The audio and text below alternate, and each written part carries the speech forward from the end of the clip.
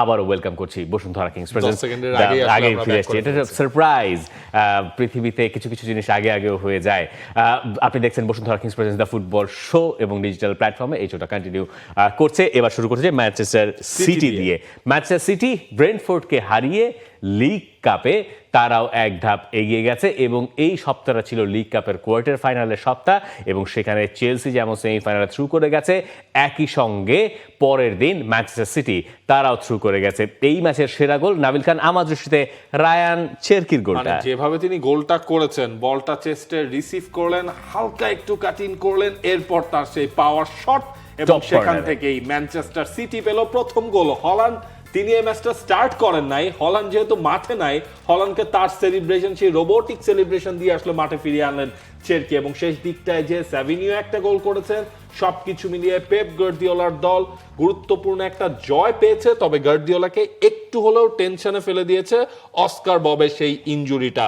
কারণ সিজনের আপনার বাকিটা সময় তো ক্রিসমাস ব্রেকের পর আপনাকে লম্বা একটা টাইম পার করতে হবে, ক্রিসমাস ব্রেকের আগে আপনার একটা ম্যাচ রয়েছে। তবে সবকিছু আসলে নির্ভর করছে যে এই দলটা জিততেছে, টানা কিন্তু জয়ের মধ্যে আছে, এইটা একটা প্লাস পয়েন্ট। আচ্ছা, ক্রিসমাস ব্রেক ইংল্যান্ডে কোনটা বলেন তো?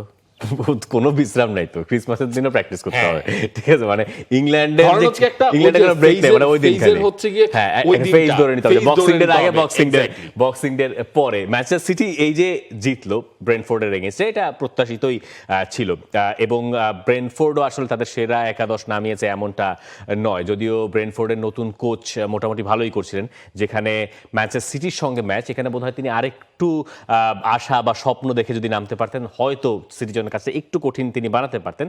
দিন শেষে সিটির সাইড বেঞ্চও এত ভালো, যদিও রায়ান শেরকি এখন রেগুলার খেলছেন ম্যানচেস্টার সিটির হয়ে, সেইটা আসলে আর ব্রেন্টফোর্ডের সামনে, মানে ব্রেন্টফোর্ড সেই প্রতিরোধ আসলে শেষ পর্যন্ত গড়ে তুলতে পারে নাই। এখন ম্যানচেস্টার সিটির যত কথা হবে তার পুরোটাই আসলে প্রিমিয়ার লিগ কেন্দ্রে। লিগ কাপে কিন্তু হচ্ছে আপনার একটা জমজমাট একটা টাই আমরা হয়তোবা দেখতে যাচ্ছি, কারণ এখন পর্যন্ত সেমিফাইনালে 3টা দল নিশ্চিত হয়ে গেছে, একটা দল বাকি রয়েছে আর্সেনাল এবং ক্রিস্টাল প্যালেসের মধ্যে, বাকি দলটা আসলে সিলেক্ট হবে। আপনি নিউক্যাসল এবং ম্যানচেস্টার সিটির খেলা দেখবেন একদিকে একটা সেমিফাইনালে, এই নিউক্যাসলকে কিন্তু হালকা করে দেখার কোনো সুযোগ নাই, তারা হচ্ছে কারেন্ট এই ইএফএল কাপের টাইটেল হোল্ডার। চেলসি আর্সেনাল এই ম্যাচ হবে একটা, যদি আর্সেনাল ক্রিস্টাল প্যালেসের এগেইনস্টে জিতে যায়। এই ম্যাচটাও রয়েছে এই মাসে, অর্থাৎ প্রিমিয়ার লিগের ম্যাচ, প্রিমিয়ার লিগের পরের ম্যাচটাই হচ্ছে আর্সেনালের ক্রিস্টাল প্যালেসের, বাংলাদেশ সময় 24 তারিখ পরে ওইখানে ক্রিসমাস ইভে ম্যাচ ক্রিস্টাল প্যালেসের এগেইনস্টে। ওই ম্যাচটা যদি আর্সেনাল জিততে পারে, বলা যাবে না, কারণ ক্রিস্টাল প্যালেস প্রিমিয়ার লিগের one of the better teams, তাই না, যারা টাইটেল কন্টেন্ডার হয়তো নয়। তো সেইখানে আর্সেনালের জন্য ম্যাচটা কঠিন হবে, এটা আমরা জানি। কিন্তু নিউক্যাসলের সঙ্গে ম্যান সিটির ম্যাচটা, ওটা একটা মিড উইক মজার ম্যাচ হবে, যেটা এখনই বলে দেওয়া যাচ্ছে, যারা ফুলহ্যামকে 2-1 গোলে হারিয়ে এই জায়গায় সিকিউর করেছে। কিন্তু আমরা একটু কথা বলতে চাই প্রিমিয়ার লিগ নিয়ে। কেন প্রিমিয়ার লিগ নিয়ে কথা বলতে চাই? কারণ প্রিমিয়ার লিগের পয়েন্ট টেবিলে তো আর্সেনালের সঙ্গে এখন টক্কর। আর্সেনাল এই যে এই সপ্তাহে হয়তো একটু ব্রেক পেলো, যেটা পরের সপ্তাহে গিয়ে তারা আবার পাবে না, মানে ফিক্সারে একটু অন্যরকম হয়ে গেছে। যেখানে আর্সেনাল এই সপ্তাহে যখন খেলতে নামবে, তারা জানে যে যদি একবার তারা পা হড়কায়, পেছনে আছে the great Manchester City, Pep গার্দিওলার ম্যানচেস্টার সিটি, এবং পয়েন্ট টেবিলের গ্যাপ মোটে এখন 2-এ।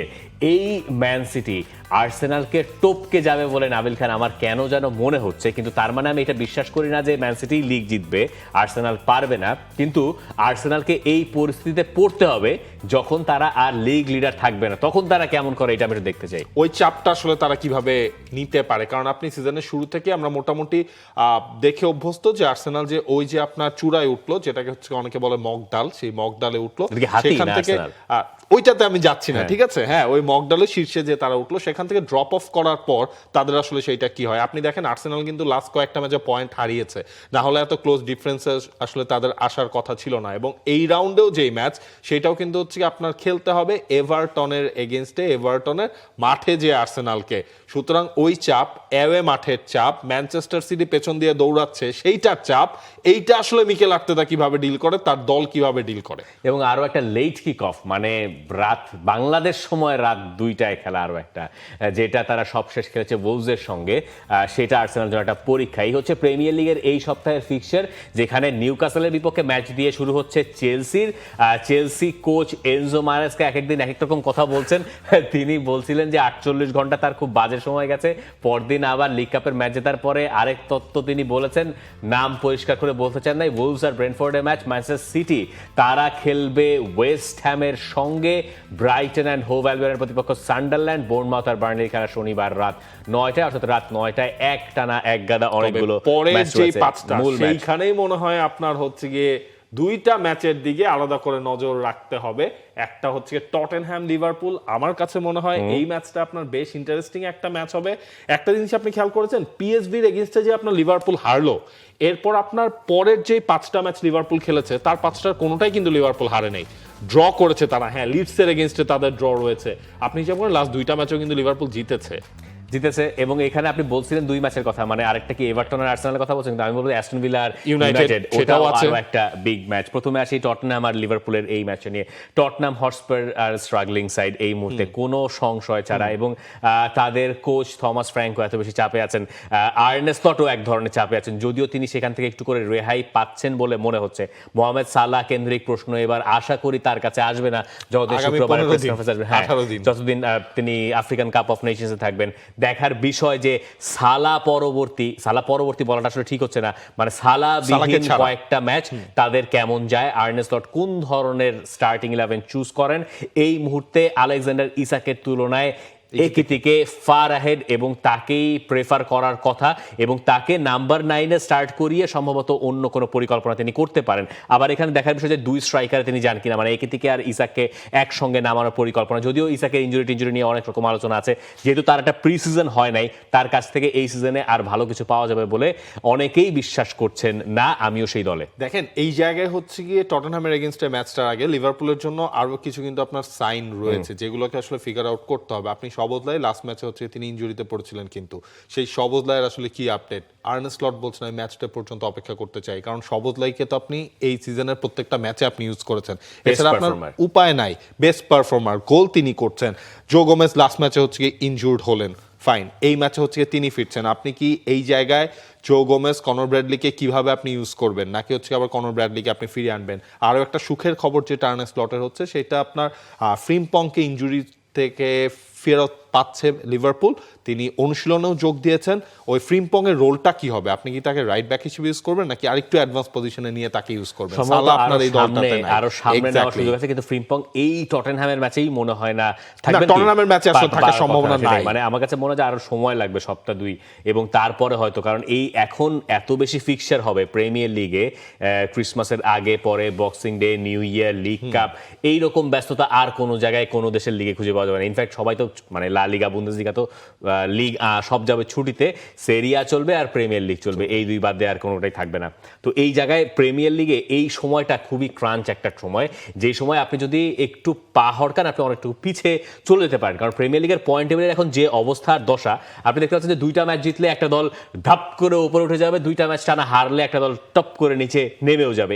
এই পরিস্থিতিতে আপনার কোনো রকম কোনো পরীক্ষা নিরীক্ষার সুযোগ এই টাইমটা অন্তত পক্ষে কেউ পাচ্ছেন না, এবং এমন একটা শেপ আপ হচ্ছে এখন, এমন একটা সময় আমরা আছি যখন আপনি একটু একটু করে মানে প্রপারলি প্রেডিক্ট করতে পারবেন। এতদিন তো আমরা আন্দাজে এক এক মাসে এক একটা ঘুরাইতাম, এখন বোধহয় সেই সময়টা আসে যখন একটু পাকাপাকি ভাবে একটা শেপ আপ সেটা নিচ্ছে। পরের ম্যাচটাই যাই, অর্থাৎ আর্সেনাল ভার্সেস এভারটন শেষ ম্যাচে চেলসির কাছে হারলো, যে ম্যাচে এভারটন শুরুটা একেবারে মন্দ করে না স্ট্যামফোর্ড ব্রিজে, কিন্তু এভারটনও মানে ঠিক এই মানে খুব কঠিন, কিন্তু আর্সেনালকে ভোটকে দিতে পারবেন নাকি জ্যাক গ্রিলিশরা? আমার মনে হয় এভারটনের ঘরের মাঠে খেলা, এভারটনের কাছে সেই রসদগুলো আছে, তারপরও আপনার আর্সেনাল ওই বিগ টিমটা কিনা এই সিজনের চ্যাম্পিয়ন্স লিগে তারা বিগ টিম, প্রিমিয়ার লিগে এখন পর্যন্ত তারা বিগ টিম, সেইটার একটা টেস্ট আসলে হবে। ওই মেন্টাল ব্যারিয়ারটা তাদের আসলে সবচেয়ে বড় টেস্ট, এবং একই সাথে হচ্ছে ইয়োকেরেসের আসলে আবারও গোলে ফিরতে কতটুকু সময় লাগবে। দিন শেষে আপনার ইয়োকেরেসের গোলে ফেরা দরকার এই দল। ওই ম্যাচে যদি ইয়োকেরেস গোল করতে না পারেন, তাহলে কি আপনার মনে হয় সমালোচনা আবার শুরু হবে? হ্যাঁ, সমালোচনা আবার শুরু হবে, সেটা খুব স্বাভাবিক। আবার এদিক থেকে আপনি চিন্তা করেন আপনার গ্যাব্রিয়েল হেসুসকেও কিন্তু আপনি হচ্ছে গিয়ে ধীরে ধীরে আপনি ফেরত পাচ্ছেন, তখন দেখা যাবে আপনার ইয়োকেরেসকে একেবারে ড্রপ করে কয়েকটা ম্যাচের জন্য, মানে স্টার্টিং 11-এ আমরা গ্যাব্রিয়েল হেসুসকে হচ্ছে শুরু থেকে দেখবো। হলেও হতে পারে। আই ডোন্ট নো, মানে ইটস অ্যান অপশন, কিন্তু আমার কাছে অপশন তো মিকেল মেরিনো আছে। হ্যাঁ, আমার কাছে অন্যরকম মনে হচ্ছে, মনে হয় যে গিয়োকেরেসকে খেলাতে থাকবে এবং জেসুস থাকবে আসলে ব্যাকআপ, মানে মেরিনো আছেন সেখানে কিন্তু ব্যাকআপ। এখন মিকেল মেরিনো বদলি হিসেবে নামলে আরো বেশি ইফেক্টিভ এখন পর্যন্ত যা দেখা গেছে। আর অ্যাস্টন ভিলা ম্যানচেস্টার ইউনাইটেড, 3 নম্বরে ম্যানচেস্টার ইউনাইটেড 4-4 গোলে ড্র করলো, এবং অ্যাস্টন ভিলার যে অবস্থা, আমরা লাস্ট শোতেও কথা বলছিলাম, ইউনাইটেডের পক্ষে এই ম্যাচে মানে বেস্ট রেজাল্টটা কি আপনার কাছে মনে হয়? বেস্ট রেজাল্ট হবে ড্র। এক হচ্ছে কি আপনার মানে বেস্ট away রেজাল্ট match আপনি জয়, কিন্তু জিততে পারা খুব কঠিন মনে হচ্ছে না? ম্যানচেস্টার ইউনাইটেড যদি এই ম্যাচটা আপনার ড্রও করতে পারে, অ্যাস্টন ভিলা যেই ফাইন ফর্মে যেহেতু ভিলা রয়েছে, পার্কে খেলা। এক্স্যাক্টলি সেইটা হবে গিয়ে আপনার ম্যানচেস্টার ইউনাইটেডের জন্য কিছুটা হলেও স্বস্তি। হারলে অবাক হবে না কেউই ম্যানচেস্টার ইউনাইটেড যদি হারে। জিতলেও খুব বেশি অবাক হওয়ার জায়গা নেই। ড্র হচ্ছে গিয়ে ফেয়ার রেজাল্ট ম্যানচেস্টার ইউনাইটেডের জন্য আমার মনে হয়। মানে নামের ভারে একটু দিয়ে দিলেন আর কি, ঠিক আছে, আমরাও মেনে নিলাম। আর কিছু বলার আছে সেটা নিয়ে? আচ্ছা, প্রিমিয়ার লিগের প্রেডিকশন দর্শক আপনি আমাদেরকে জানাতে পারেন কমেন্ট সেকশনে। For more updates, subscribe to our YouTube channel and click on the bell icon. Follow us on Facebook and Instagram. Download T-Sports app to enjoy exciting games and highlights. Visit tsports.com.